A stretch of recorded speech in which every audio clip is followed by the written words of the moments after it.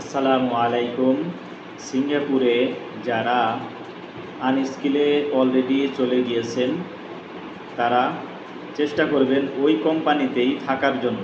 একটি short news আপনাদেরকে দিচ্ছি। যারা অলরেডি 12 লাখ 13 লাখ টাকা খরচ করে সিঙ্গাপুরে চলে গেছেন তারা অলরেডি ওই কোম্পানিতেই থাকার চেষ্টা করবেন। কারণ হচ্ছে আপনারা যদি এসে পড়েন স্কেল করার পরে দেখা গেছে ওই কোম্পানিতে 6 মাস পরে অথবা 1 বছর পরে স্কেল করার সুযোগ দিল, সুযোগ দেওয়ার পরে স্কেল করলেন কিন্তু ওই কোম্পানিতে থাকতে চাচ্ছেন না, থাকলেন না, তাহলে কিন্তু আপনাকে দেশে পাঠিয়ে দিলে অথবা আপনি দেশে চলে আসলেন, সেক্ষেত্রে আপনি আপনার যে আবার অন্য কোম্পানিতে যাবেন সেই কোম্পানিতে কিন্তু বই রিজেক্ট আসার সম্ভাবনা 99%। তাহলে এতগুলো টাকা খরচ করে আপনি যাচ্ছেন, সেখানে যদি আপনার এই টাকা খরচ করে যাওয়ার পরে আপনি যদি আবার রিজেক্ট আসে, আপনি যদি আবার অন্য কোম্পানিতে না যেতে পারেন, তাহলে তো আপনার বিরাট বড় লস হয়ে যাবে।